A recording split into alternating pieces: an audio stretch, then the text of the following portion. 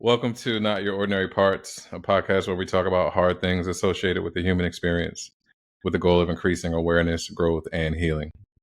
You may hear information from professionally licensed therapists, life coaches, healers, doctors, etc. This information is not medical advice or therapy and is not meant to replace actual therapy or instructions given by a doctor or a personal therapist. I'm your host, Jalan Johnson. My guest today is Summer Forlenza. Summer is a trauma therapist and a mental health educator who specializes in treating post-traumatic stress disorder and helping survivors recover from the impact of both developmental and complex trauma. Summer has a master's in clinical psychology. She received her EMDR training in 2017 and has sought out additional advanced training and consulting on topics including the FLASH technique, integrating EMDR with internal family systems, working with dissociation, and eating disorder recovery. Summer has worked in school settings, community mental health clinics, and residential and partial hospitalization level of care and eating disorder treatment. Summer is passionate about what she does, and her mission is to help the world to become a more curious, compassionate, and connected place. So, Summer, welcome to the show. Thank you so much for being my Hi. guest. Thank you so much for having me. I'm so excited to be here. I gave a brief introduction, but so that the audience can get to know you a little better, can you tell us a little bit about your story and how you got to who and where you are today? For sure. If you had told me when I was in college that I was going to end up being a therapist, I would have laughed at you. I would not have guessed that. I was very disconnected from the mental health world, really in need of a lot of support, but didn't really know that. Kind of came from a background where, therapy was not respected, wasn't something that was encouraged or anything like that. And then when I was a senior in college, I was 21.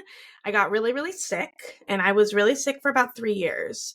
And that was an experience that left me with my own post-traumatic stress disorder, and with a lot of questions and a lot of new awareness of just a lot of more connection to like my own emotional experiences and experiences of suffering.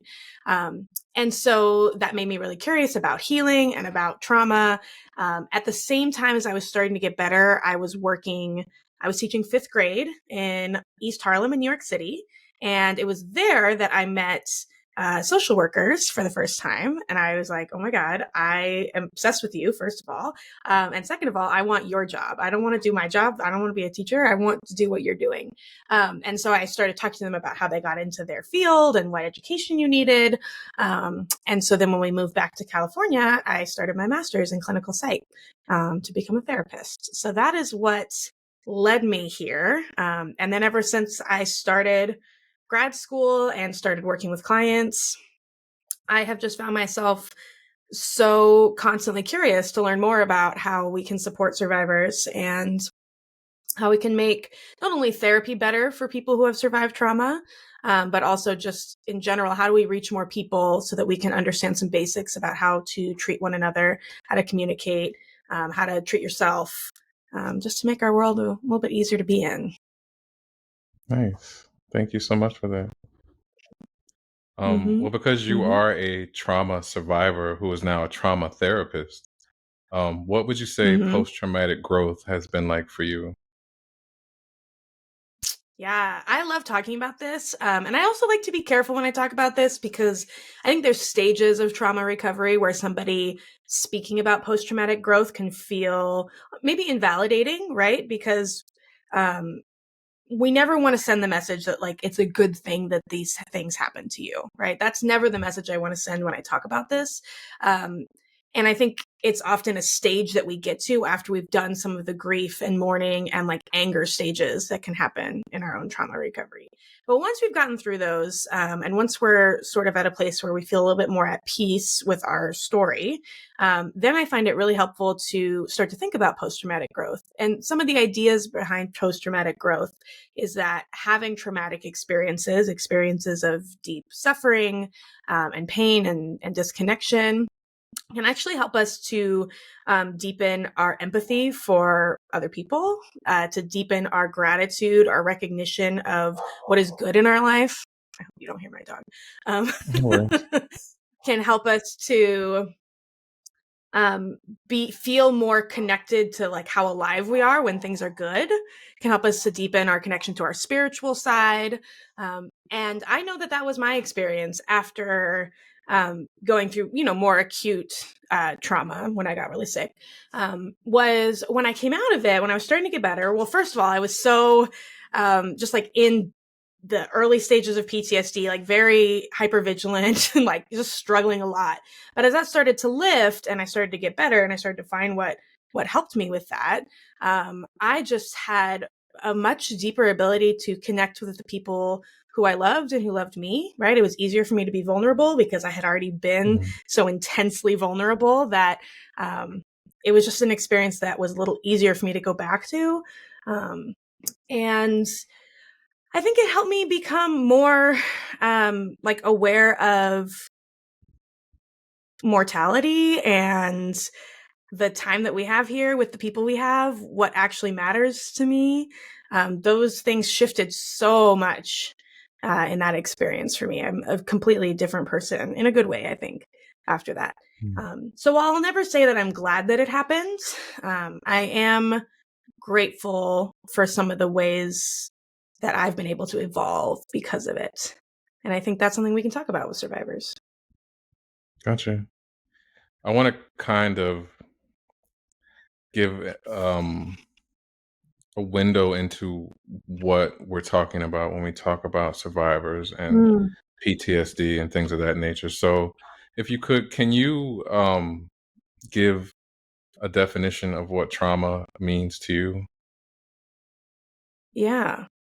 Yeah. And there's a lot of different people are going to say a lot of different things. My basic Right. definition that I work with is a traumatic experience is one where you feel overwhelmed and helpless. I think if you're meeting those two conditions, that it can be considered a traumatic experience. One of the interesting things I think about trauma is that not all trauma leads to traumatization, right? Like we go through experiences where we feel overwhelmed and helpless quite regularly. That's like a part of human existence and life, but it's what happens after that can lead to whether or not you develop trauma symptoms. And that's like, a lack of support, a lack of ability to talk about what happened, to process what happened. All of those things can lead to that. But yeah, that's my basic working definition. It's pretty open-ended on purpose. Gotcha. All right. So what is complex PTSD and what are some common symptoms? So complex PTSD is post-traumatic stress disorder that develops after repeated or continuous exposure to traumatic experiences. So like classic, PTSD, we might think about as example I use all the time is a car accident. You get into a car accident, it's really awful. And afterwards you have trouble driving, you have trouble getting in the car, and you do some trauma treatment to help you kind of reduce some of the symptoms that you're having because of that, right? Complex PTSD would be if you were experiencing like my experience was complex PTSD because it was daily experiences of overwhelm and helplessness for like years, right? So a lot of times medical trauma can fit that. Childhood trauma often fits that because a lot of times it's at the hands of caregivers. People are supposed to be taking care of you, and it's ongoing and continuous for a very long time. I think we can see that sometimes in survivors of domestic violence, folks who have survived, folks who have like immigration stories, all kinds of things that will lead to that. When we have complex PTSD, when it's continuous, repeated, a lot of times the trauma that's complex PTSD that leads to complex PTSD is relational. So it's happening between you and a person. It's not a car hit you. It's someone I'm supposed to trust is hurting me, right? That's often what will meet that condition. My body that I'm supposed to trust is hurting me, right? That's another one. Then we'll not only see like the classic PTSD symptoms, we'll also see some additional ones. So we'll see a lot of trouble in relationships. So instability in relationships, difficulty connecting to people, difficulty communicating. We'll see higher instances of dissociation, which is not being present, sort of mentally checking out. of intense moments, or just in general. And we'll see a lot more like emotional fluctuations and instability over time. Those are some of the things that we'll see that are different from classic PTSD. So you get all of the regular PTSD symptoms. So you're on edge all the time. You're having memories and thoughts that you don't want to have about the experience. You're feeling very sad, like very big emotions, very sad, very angry. You'll have all of that. Plus, difficulty in your relationships, difficulty staying present, and emotions just going up and down all the time. Okay. I think that gave a pretty clear picture of what it is. Now, something you mentioned was developmental trauma. Mm-hmm. Is there a difference between developmental trauma and complex PTSD?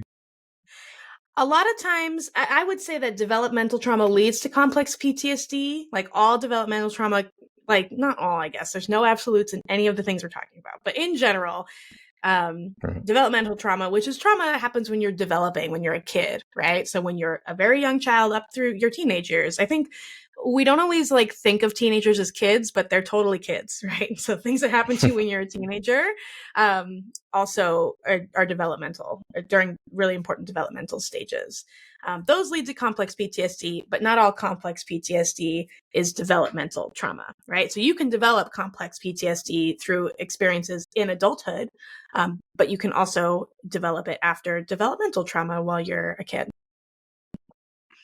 What are Yeah. some things that someone could put their finger on and say, "Oh, wow, that could have been developmental trauma for me." Like what things happened that caused developmental trauma? Hmm. When I think about developmental trauma, I think about like for kids, if you have too much of bad things or not enough of good things, right? Mm, So if you have too much of like physical discipline, right? Well, any of that honestly can meet criteria, but if you have too much of that, if you have too much chaos and instability at home, too much bullying at school. So when you have lots of bad things happening to you, but also when you don't have enough of the good things, when you don't have enough emotional connection with the people around you, somebody who's able to help you understand your emotions, can like validate them, name them, things like that.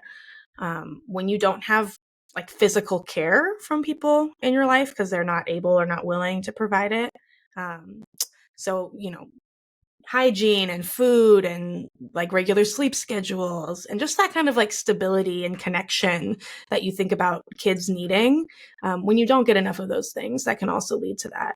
And I think that's something that a lot of times like folks who are survivors of childhood abuse or neglect will not, I don't know. I think it's so important that we just normalize that childhood neglect has just as big of an impact, if not more of an impact sometimes, than childhood abuse. And you don't need to be like physically harmed for you to be impacted emotionally and psychologically for a long time by what happens at young ages.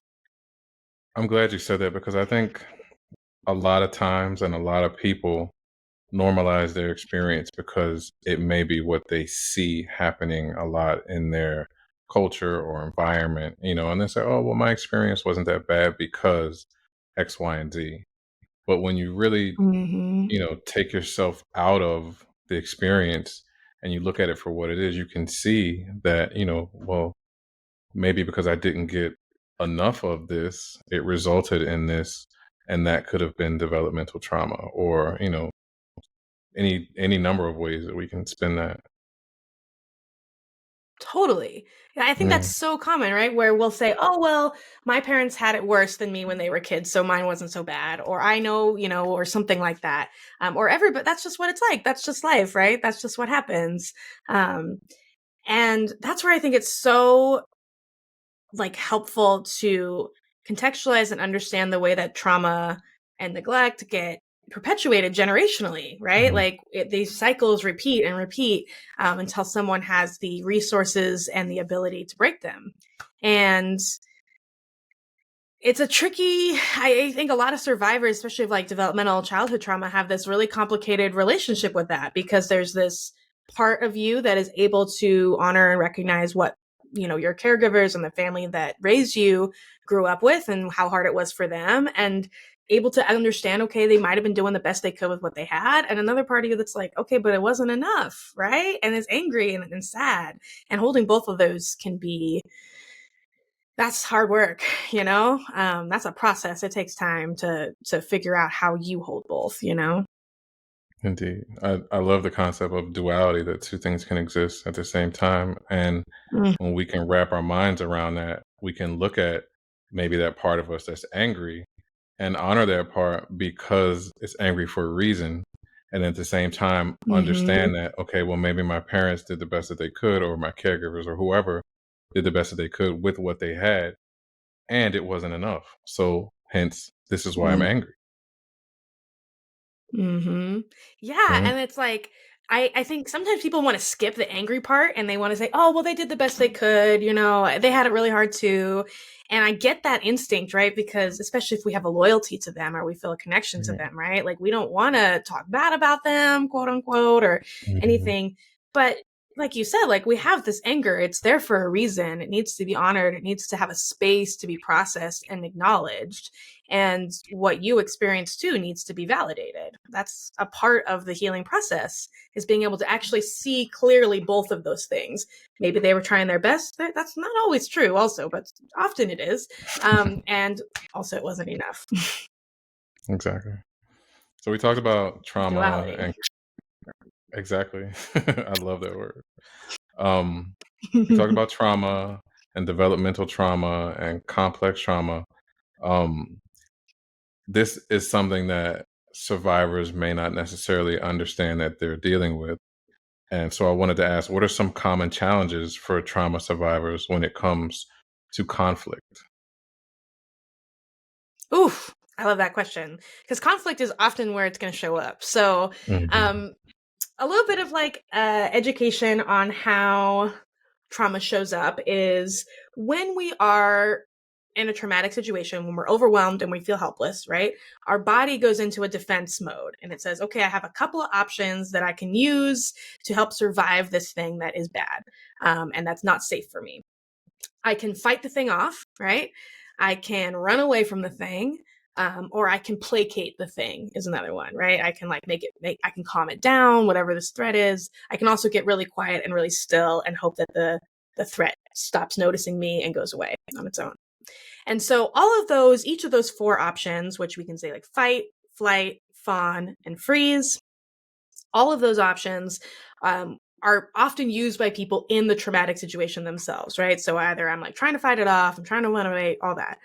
Those patterns show back up oftentimes in conflict when our like trauma buttons get pushed. So when our brain or body is reminded of the bad things that happened in some way, it a part of us feels like it's still happening right now. That's what makes trauma memories unique, right? They're not like the memory of like going to see the Barbie movie last week or whatever. It's like, yeah, that was fun, but it's over. Our brain is like, oh, a part of our brain really believes that it might still be happening right now. And that has to do with all the stress chemicals that are flooding through our body as it happens and the lost opportunity to process that we didn't get afterwards.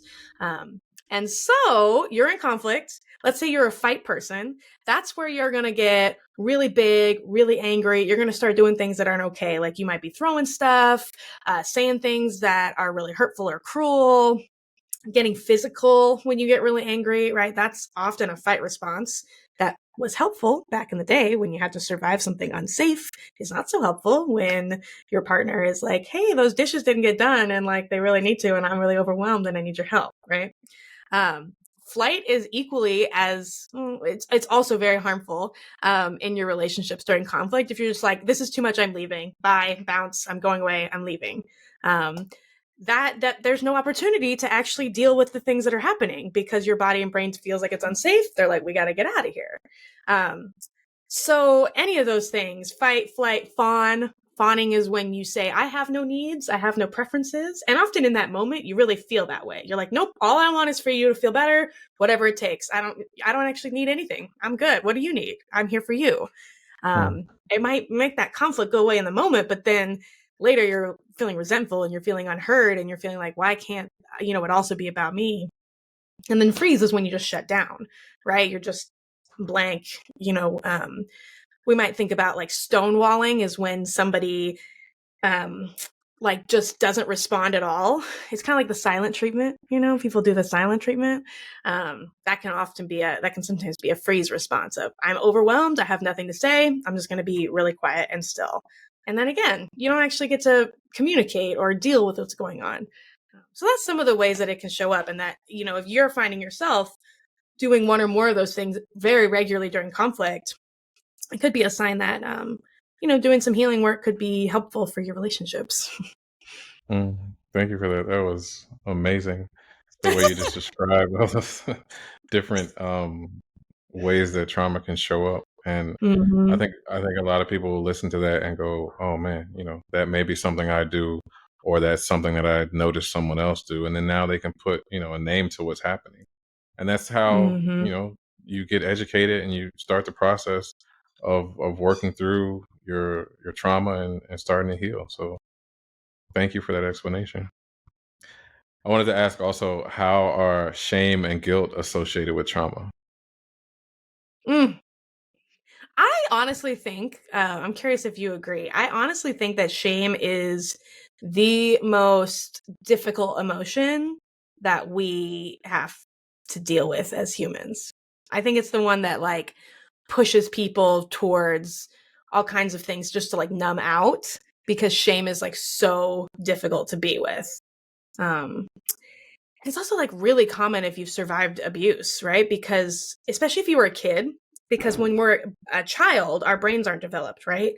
We can't understand the world the way that we can when we're fully grown. And part of the way the child brain understands the world is it's like an egocentrism, right? Like everything is about me, right? And that's like not like in a selfish way. I mean, kids are pretty selfish. This is because their brains aren't there yet. It's a developmentally appropriate, right? That's how they are. Right. It's not on them to change that.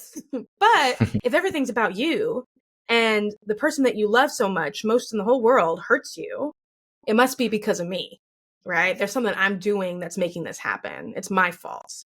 And even though, you and I can sit and look at a kid and know that there's nothing a kid could do that would make it okay for an adult to hurt them in that way, that kid's brain can't understand that. And because if the trauma happens when you're that young, that story sticks with you even into adulthood, where there's at least a part of you that holds this story that it's my fault. I was a bad kid. I was too much for them. I was just really difficult. They, all this stuff, and creates this story that says it was my fault. And when we hold that, shame says that the story of shame is like, I am bad, right? Like, I am bad. And maybe even a bit of like, I deserved the bad things that happened because I was bad, or I am bad. Guilt is a totally different story. Guilt is, I did something bad. That was not a cool thing for me to do. I shouldn't have done that. I don't feel good about the fact that I did that. And guilt's actually really important that we feel, because we should feel bad sometimes when we do things, right? It helps us course correct. It helps us be like, that's not the kind of person I want to be, right? I don't Right. want to treat people like that. That's not the values I have. I feel guilty that I did that. That's okay to feel. It doesn't feel good, but it's okay to feel that. Whereas shame collapses us, right? Like shame just curls us in and we isolate from the world. We isolate from other people. We disconnect. And it's very, very painful. And it's so common for survivors to have at least a shame part, right? I imagine you've like talked about parts here, and some of the folks who listen are a little familiar with parts work. We could talk about it more too, but there's at least a shame part that holds that and that says like, nah, I'm bad, I'm just bad. I'm broken, I'm not fixable. I do agree with you, and I believe that shame is one of the strongest emotions. I know, at least for me anyway, because when I feel shame, it's like I feel like my entire nervous system just collapses because it's Mm-hmm. too hard to sit with or too hard to sit in. And guilt is a strong feeling too, but shame for me is just like everything, like, complete fawn. Like, Yes. just it's like I cannot exist in that moment. Like a part of me is like, okay, we have to shut down because this emotion is too strong, and that may be associated with childhood. But I know for me, it's 10 out of 10. Yeah, and if you talk to folks who are struggling with substance abuse or addiction, a lot of times shame is like absolutely at the heart of that, you know? Right. Um, and we have other parts of us who find whatever we can find to help us from feeling that. If we don't know a way to move through it or to change it, because it is just like such an awful, isolating experience. Agree. 10 out of 10, like you said. Hmm. Why can some experience shame associated with feeling their feelings if they grew up with emotionally immature caregivers? Yeah. Ooh, so there's this great book. It's called Adult Children of Emotionally Immature Parents. And a lot of times folks will read that. It's pretty easy to read too. It's like not super long. A lot of times you start and you're like, oh my God, what? Oh my God. Like who wrote this book about me? And shame. So when your parents didn't have the opportunity themselves to emotionally mature for whatever reason, there's lots of reasons why that can happen, but they become adults and they're not emotionally mature. So they don't have a good awareness of their own emotions. They don't know how to talk about emotions, don't know how to regulate emotions. Sometimes I'll think about like emotionally immature people will like act out their emotions instead of talking out their emotions, right? If they're Mhm. frustrated, instead of being like, oh, I'm so frustrated, like things really didn't go well at work today, they'll get home and they'll slam doors and they'll huff around and they'll like act it out, right? So if you have a parent like that who's like acting out their feelings, doesn't know how to talk about them or process them or regulate them or deal with them, then when you as a kid have feelings, your parent is not going to know what to do with that either. Their ultimate goal a lot of times is, could you just stop having that feeling because it's inconvenient and difficult for me? So could you need to shut that down? Mhm. Sometimes that's all right, go to your room and when you're done crying, you can come out, right? That's pretty common. I think a lot of people had parents say stuff like that. Or, you know, just sort of this family culture that says, hey, if you're actually feeling things that aren't, I'm good, I'm excited, I'm happy, I would rather not hear about that. That's kind of a you thing that you need to just like fix so that we can be together. Right. Yeah. So then, we actually don't get the choice to avoid difficult negative emotions. That's not optional. Those are always going to be a part of our experience. And then when they do show up into adulthood, we shame ourselves. We say, "Oh, I'm not supposed to feel like this. I need to shut this down." Right? We take on the voice of the caregiver who said that to us inside, and we say it to ourselves.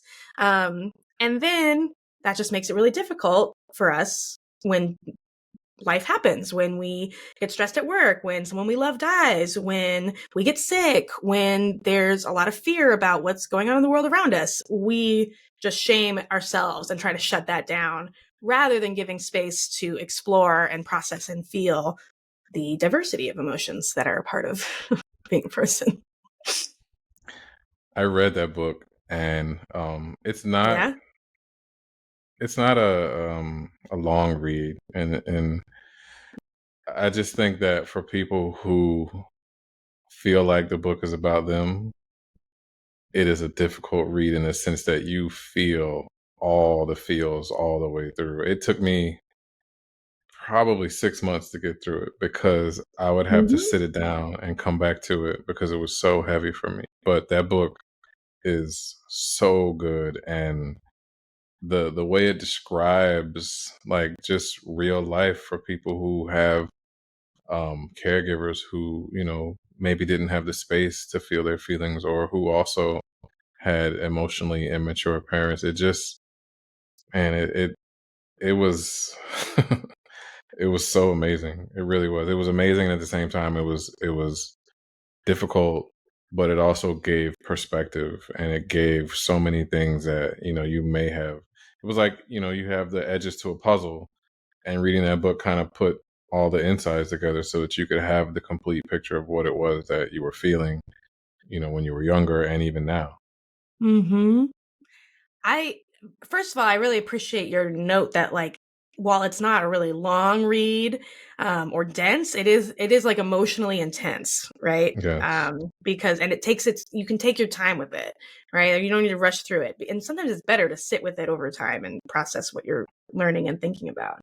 Um, but also, I just think, it stands out to me how valuable it is to have see something written down that reflects your experience and be able to say like, I am not crazy. It's okay that impacted me. That makes sense that impacted me, even though they never hit me, all that stuff. We can give all those caveats, but even if those things that I'm told are the bad things never happened, I still didn't get enough of the good things, or these still were bad things that happened and they still impact me. That's like step one, right? And then once we know what's going on, we're like, okay, this is what I'm dealing with. Yeah.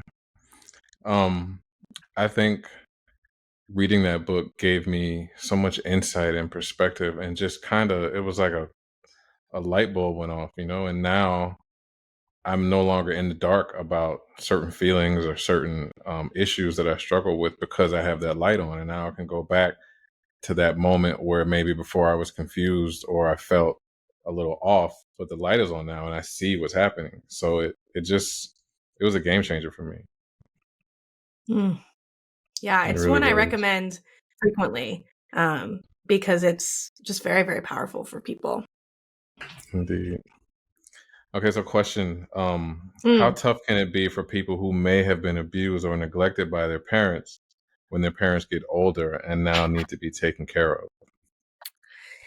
Yeah, like this is something I will hear from folks I work with, who are clients, right? And as they're getting older and their parents now need care, it is, I just think, a stage of life that is not talked about enough in like the whole recovery over the lifespan, right? Because especially if you're in the States, we don't necessarily have a really robust elder care system, right? It's a lot of families, it turns into, if I'm not the one who is helping this person feed themselves and get dressed and keep up with hygiene and go to the doctor, then no one is there to help them with that. And those things aren't going to happen. And so a lot of people find themselves in the situation of, I am now taking care of this person who hurt me really badly when I was a kid. And they might feel really angry about that. They might feel a lot of like resentment for it. But I will sometimes hear this message, especially I think on the internet, where there's a lot of younger folks who like aren't at that stage yet. They'll say, well, you don't have to, just don't do it. I'm not going to do it. But the reality is that it's really, that's not an actually easy call to make, right? Or sometimes even like an option. It doesn't even seem like a real option. And so, a lot of people, they'll find themselves at this life stage where, they're taking care of someone who didn't really take care of them. And it is, isolating and confusing and upsetting. And again, it's just not something that I hear talked about that much, but that I've heard a number of the people I work with talk about their experience of that. And yeah, when I've talked about it a little bit online, I get a variety of responses. Some people being like, nobody has to take care of anybody. You don't have to take care of them. And others being like, thank you so much for validating this, because it's really, really hard. And I feel like people aren't talking about it. It's a tough stage. Yeah, it is for sure. And I think that a lot of people who may have experienced neglect or abuse may not want to, but do it anyway.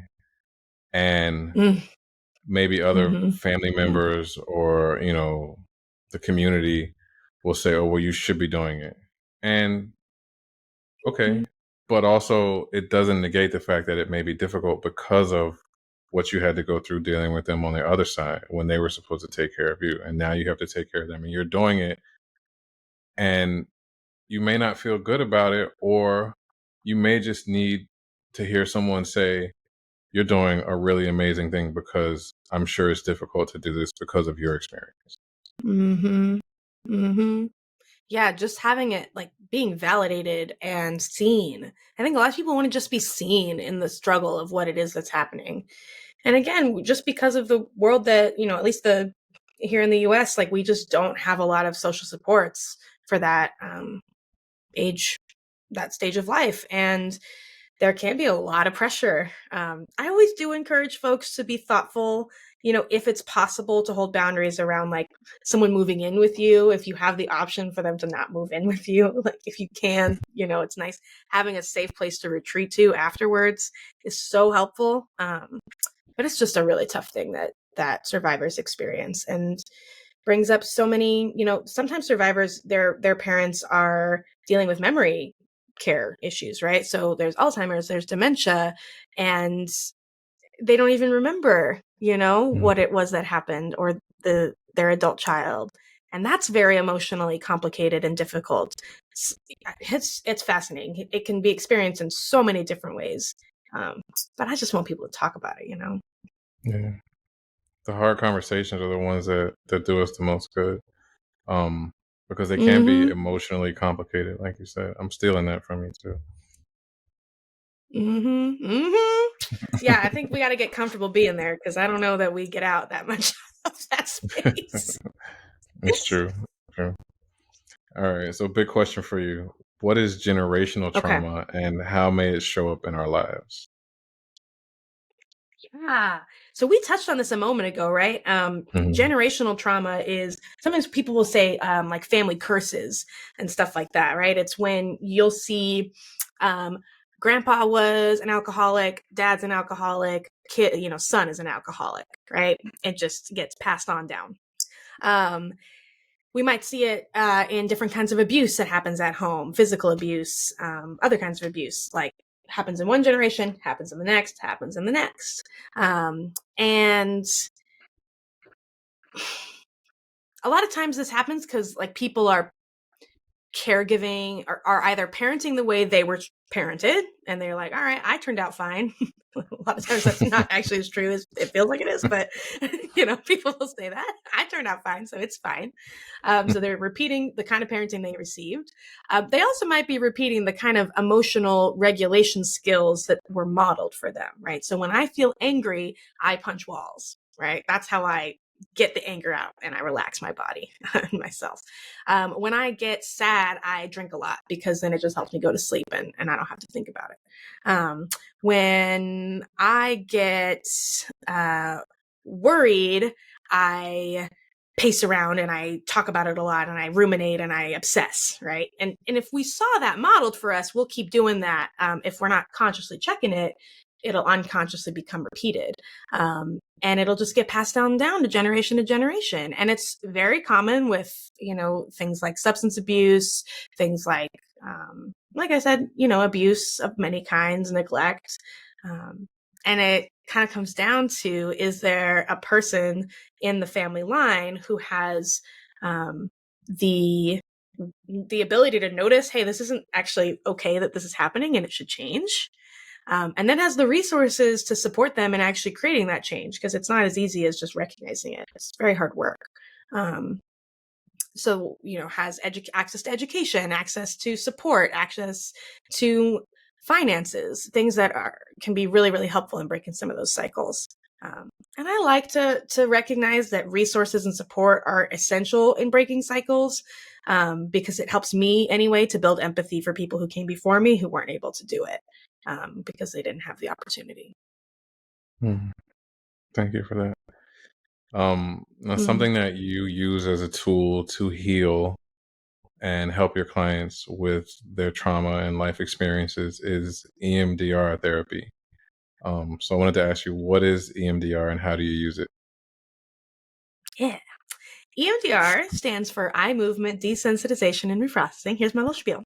Um, eye movement desensitization and reprocessing. And basically, it is a form of therapy that utilizes mindfulness to help us process traumatic memories. That's one of the ways I understand it. So basically, when we do EMDR, I'll help somebody identify a traumatic memory. And remember, we talked about like traumatic memories are different from non-trauma memories, because they get stored in the brain as this is still happening right now. So I have the reactions in the present as if the past is the present. So we'll find a memory of one of those memories, and we got all techniques to do that. Sometimes people come in and they know right away, no, it's this is the thing, and we need to do this. And then we basically ask a specific set of questions in a specific order that helps to light up different parts of the brain that have to do with that memory, the thoughts connected to the memory, the body sensations that show up when we think about it, the emotions that are connected. And we used a process that's called bilateral stimulation, which is just a fancy word for stimulating left side of the body, right side of the body, back and forth. We can do it with eye movements. It's just how it was started, but there's lots of different forms of bilateral stimulation that are used now and are very effective.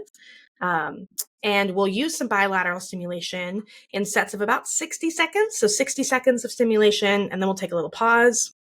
We'll check in on what you're experiencing, and then we'll repeat.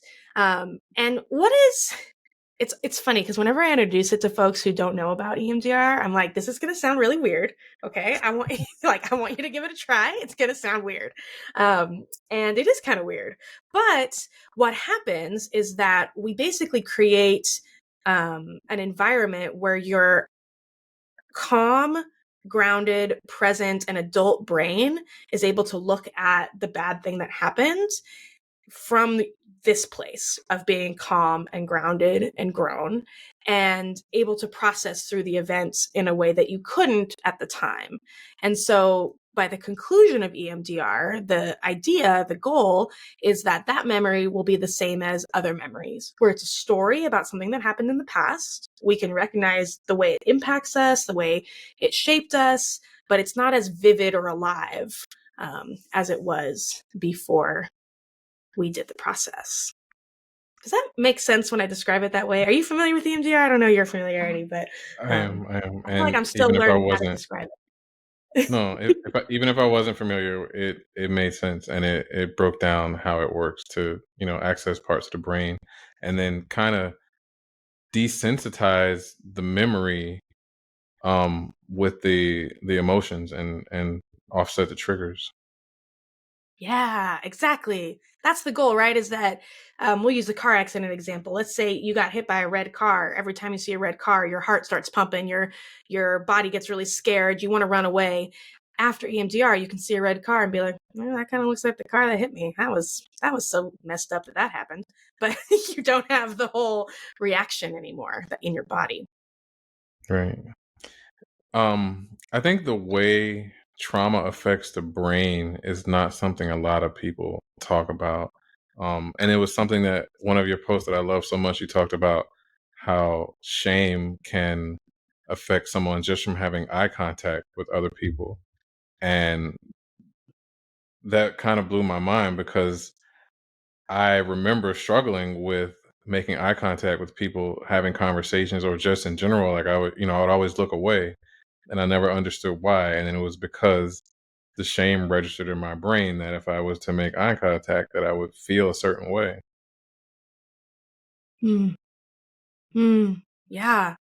And eye contact is totally a trigger, right? It can Mm, absolutely be a trigger, and we're not always able to like name and recognize that. But it's a really vulnerable thing, actually. And if vulnerability is not safe, then eye contact doesn't feel safe. And then, sometimes we're in situations where somebody's like forcing it or like asking for it, and it's so uncomfortable. Same as like, if you go to like a yoga class or like any kind of, a lot of times exercise classes at the end, they'll have you close your eyes and do some breathing to like cool down or whatever. And I was always one of those people who could not close her eyes. I was I'm not going to do that. It's mm. interesting. So I wanted to ask, what are some effective self-care strategies that can be implemented for trauma survivors? Hmm. Great question. I think the foundation of recovery is finding some safety.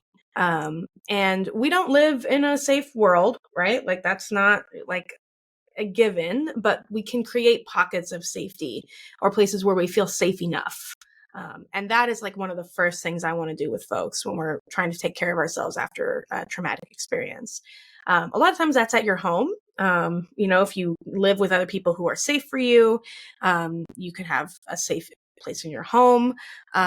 Sometimes you don't have that. So it might be something like a local library or your car or a park, like a place where you can go and you can feel safe enough there. But you want to find some place safe enough. And then once you are in that place, I want to think about like self-soothing and stuff that's going to help our brain and body um, feel more calm and more present in the safety that's around us. So there's all kinds of stuff we can do for this. One of the things I love is to use like pressure. So weighted blankets that calm anxiety are so great for survivors. I love always recommending weighted blankets to folks. Bring it to the place where you feel safe, put it on your body or just put it on your chest. The pressure helps your nervous system to like calm down and go out of that fight or flight response and into the opposite, which is rest and digest, which is like, okay, I can rest, I'm calm. Cold temperatures are also great for this. So, my like favorite thing that I own is I have this weighted ice pack and it's like full of I don't know, sand or something. I don't really know what's in there.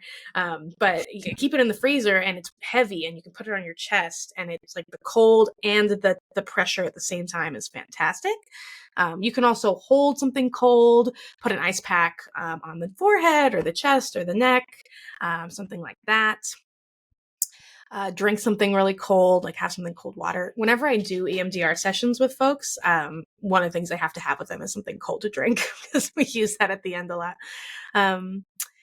We just want to do things that help the body like feel calmer. So that's going to be, there's some things that I like to recommend everyone to try, but a lot of times it's about knowing yourself. Okay, is there a certain scent that when I put this candle on or I smell this perfume or this lotion, it reminds me of things that were safe and calm and good? Do I have a pet around me? My dog's on the floor here. Like, who makes me feel safer and calmer? Do I have locks on my doors? That's another thing, right? Like making sure you feel secure. Like that's really important for survivors sometimes, is to feel a sense of security in your place. But we just want to give cues for safety. So things that your brain's kind of like the opposite of triggers, things your brain can see that reminds you, I'm like safe here and now.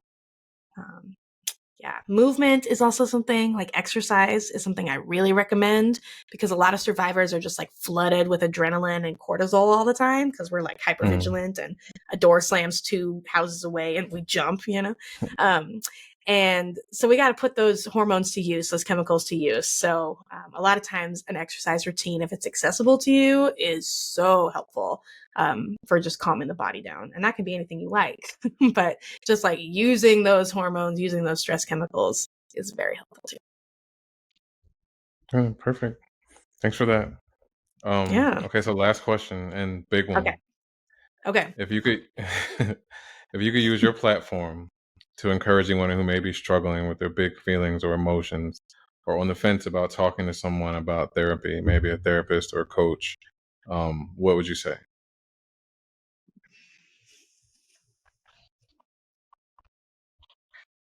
I would say that you can start, if you're nervous or hesitant to reach out to someone to support you, but at the same time, you're getting feedback or you're recognizing that it's probably important and you want to do it, right? You need to do it. Sometimes I'm like, I want to have done it. I want it to be done and I did it, right? Then you can start, like where your therapy can start is with that. I don't think I want to do this. I'm really nervous. I'm not sure that I want to do this. You don't have to start with, these are all the bad things that have ever happened to me. That does not have to be day one. You can start with, this is how I'm feeling about being here. I'm not so sure that I want to be here. But at the same time, this is what I want to get out of it. And, a good mental health professional is going to support you starting there. And that's where you'll start. And you can just stay there as long as you want. When it comes to trauma therapy, I really think it's so important for survivors to set the pace. So I'll tell my folks, like we're in a car. I have a map. I'm in the passenger seat, but you have your feet on the gas and the brake, and you get to decide when we go, when we stop, and where we go, right? I'm just here to support and to guide. But you can find somebody who has that a lot, if they're a trained trauma professional, they should have that perspective of like, you get to choose and you get to set the pace and you can just start wherever you're at and do great work. And you don't have to jump headfirst into all the vulnerability that you don't want to do yet, because that's actually probably not even helpful to start with somewhere that you're overwhelmed and uncomfortable. Start where you are. Wow. I've never heard someone starting with saying, I don't want to do this, but I guess that's an amazing starting point because it's honest, number one, and it will allow whoever it is that you're talking to know where to begin and maybe what pace you need to go at. So thank you for that. Hmm. Yeah. No, I would love if someone came to me and that's what they said first. I'd be like, perfect, let's explore that. Let's start there, you know? And again, it's honest. And I think transparency and honesty are the best things you can bring to a mental health professional, because then we can support you in the way you need, you know? And that's what we want to do. Like pretty much all of us are bleeding hearts who just want to make the world better and want you to feel better. So Great.